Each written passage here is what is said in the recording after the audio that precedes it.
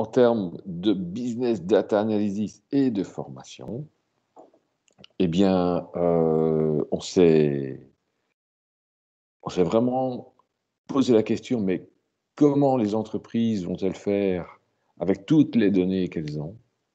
Donc, on a vraiment des entreprises qui ont des tas d'informations et qui n'arrivent pas à les utiliser parce que, notamment, ils ne trouvent pas toujours les compétences en interne ou même en externe.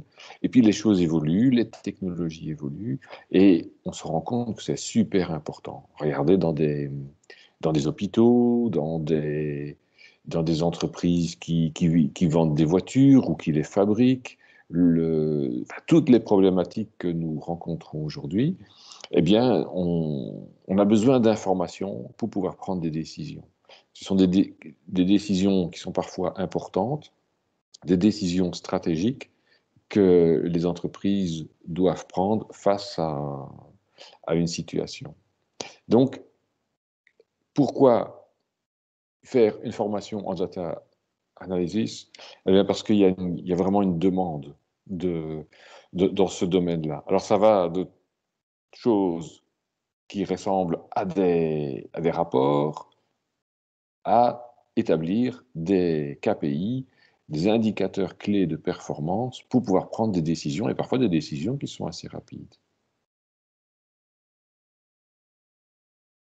Oups, voilà. Donc, l'objectif de cette formation, ça va être d'une part, comment fait-on la collecte d'informations, comment fait-on le traitement de ces informations, comment est-ce qu'on va les exploiter, c'est-à-dire comment on va enrichir ces informations pour leur donner du sens et leur donner un ensemble de valeurs. Donc, on parle bien de création de valeur. Et donc, on va avoir ces données qui vont être utilisées pour prendre des décisions. Et cette formation va vous emmener depuis les raisons de base et business pour lesquelles on va il y a un micro qui est ouvert, on va le fermer. Et donc,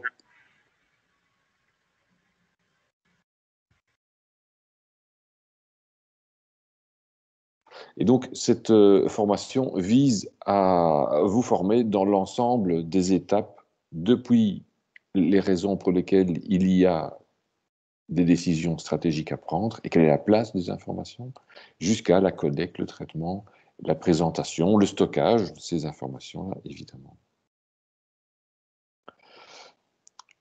Voilà, on va retrouver des tas de métiers liés à l'informatique, à la gestion, au marketing. Il y a des postes au niveau du support pour donner un sens, aider les responsables de formation et de traitement pour les aider. Donc, on ne va pas vous demander d'inventer des nouveaux algorithmes. Non, ce n'est pas ça. Il y a d'autres formations pour ça, en effet. Mais de mettre en œuvre tout ce qu'il faut pour la collecte, le traitement, le stockage et l'enrichissement. Voilà, dans le marketing, on a besoin d'avoir des informations.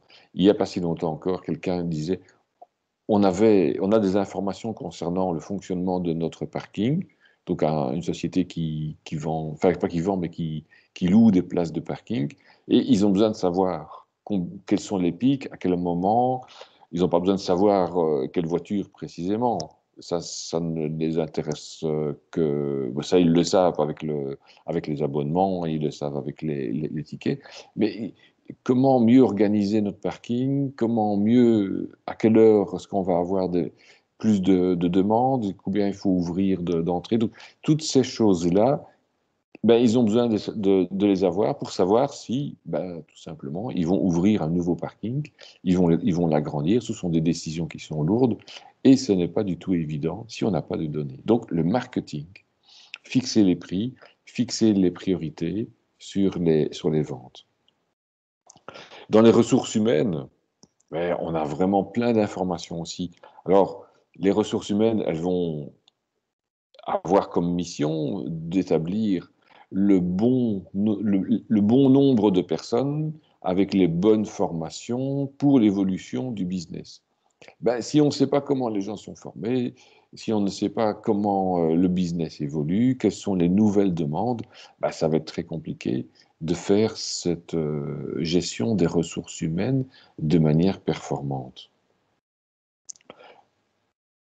Aussi, tout ce qui est maintenance, d'une manière générale, dans des entreprises qui font, par exemple, du nettoyage très opérationnel, dans des entreprises qui ont des choix à prendre très rapidement en fonction de leur activité, en fonction des ventes. Donc, en fonction de l'évolution de ces ventes-là. Donc, ce n'est pas seulement le nombre de ventes, mais c'est comment elles évoluent. Donc, tout ce qui est maintenance et assistance aux opérations. Et les ordinateurs sont de plus en plus présents, évidemment, là-dedans. Dans le domaine de l'énergie, là aussi, hein, comment les ménages consomment. Vous savez qu'il y a de plus en plus comme on voit sur la photo, des éléments qui ressemblent à des tablettes qui vont capter la manière dont l'énergie est consommée dans les foyers. Ça existe aussi dans les entreprises. Et tout ça, ça crée une grande quantité de données. Et du coup, mais quelles sont les meilleures périodes pour faire telle ou telle opération?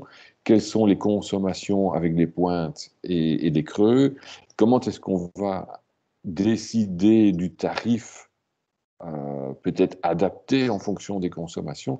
On a besoin de données pour ça. Et les données, quelque part, on les a, ou elles sont en tout cas à portée de main si on installe des petits dispositifs comme celui-là.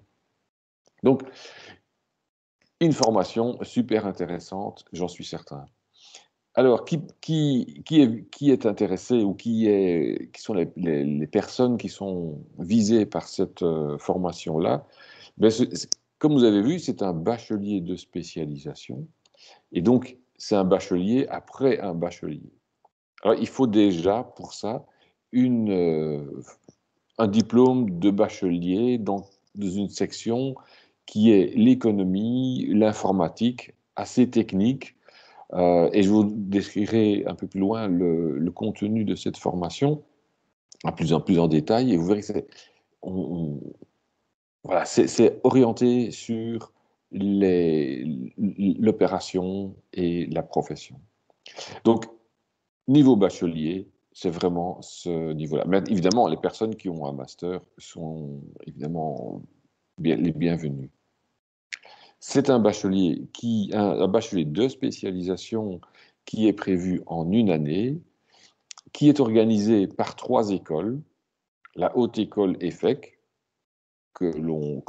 pour laquelle vous êtes peut-être étudiant dans le passé, l'école de promotion sociale, nous, c'est-à-dire les cours qui sont en horaire décalé, en soirée et en samedi, et la 3e école qui participe dans ce projet, c'est la Haute École Vinci, qui est presque sur le même site géographique, à quelques dizaines de mètres de chez nous.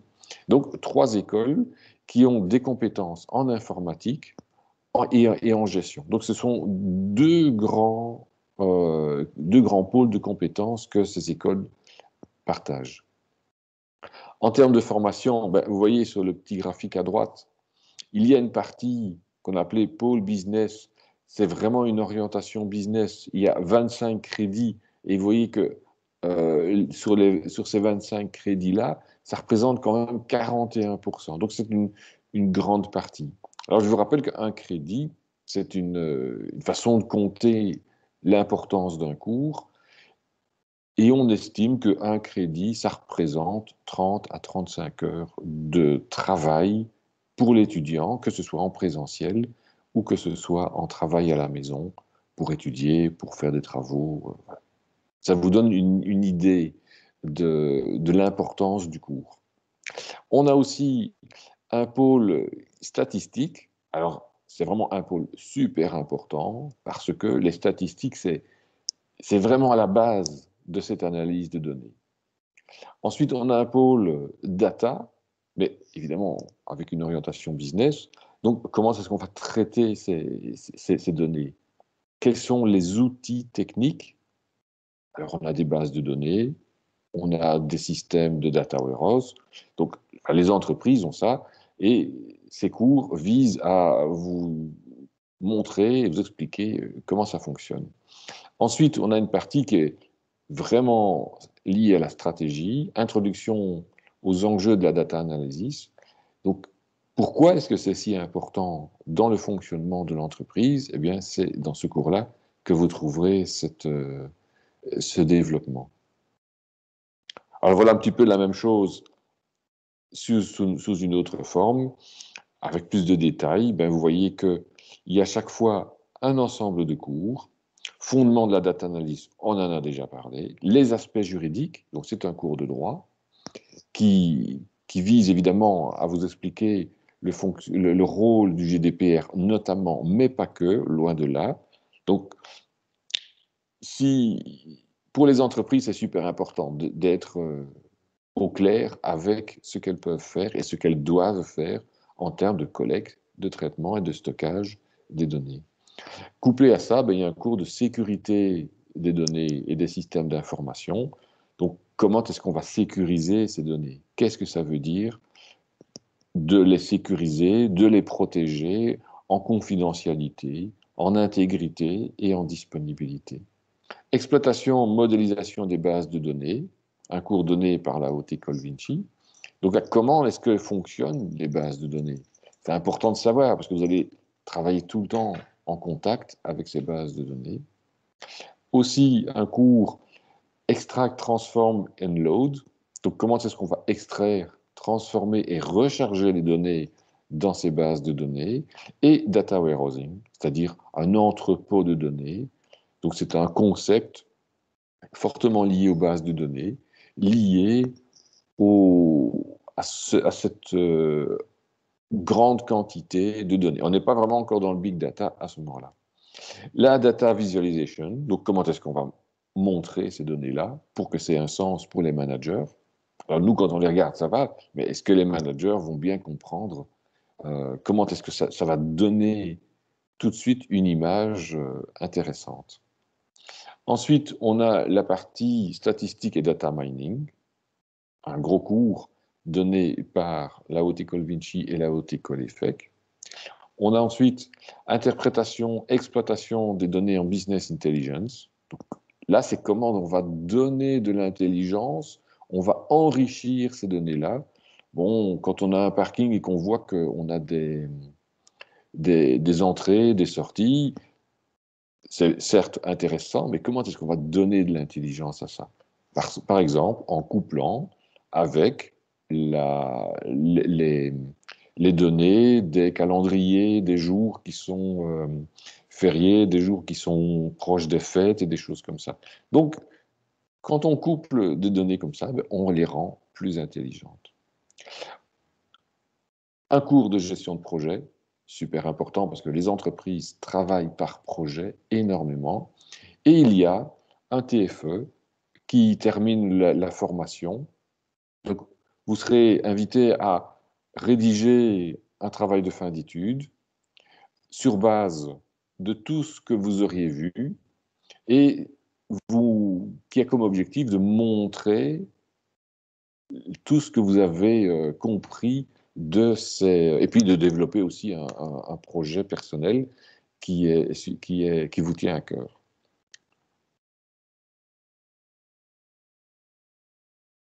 Alors, plusieurs logiciels sont utilisés. Alors, cette liste, évidemment, elle est évolutive.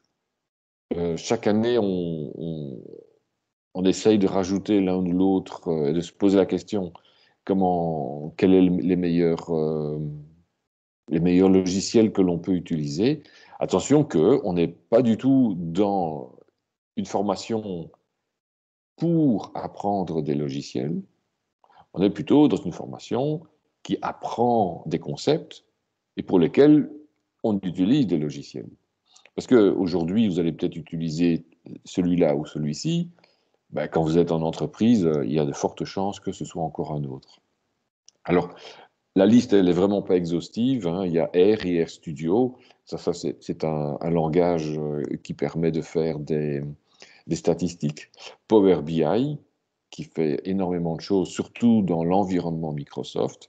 ETL Easy, qui est un logiciel pédagogique pour apprendre l'extract, transform and load. Le SQL, qui est plutôt un langage de programmation. ClickView, ClickSense, qui sont des outils de visualisation. Project Libre, qui est un outil de gestion de projet. Voilà, et c'est vraiment pas une liste exhaustive, et je peux vous dire qu'elle elle est évolutive. Alors où ça se passe? Eh bien, ça se passe à Woluwe, sur un seul site, même s'il y a trois écoles qui collaborent, vous ne devrez pas vous déplacer dans les trois écoles. C'est un seul endroit. Ça se passe en soirée et le mardi après-midi. Alors pour le TFE, ce sera le samedi et c'est organisé par la Haute École EFEC.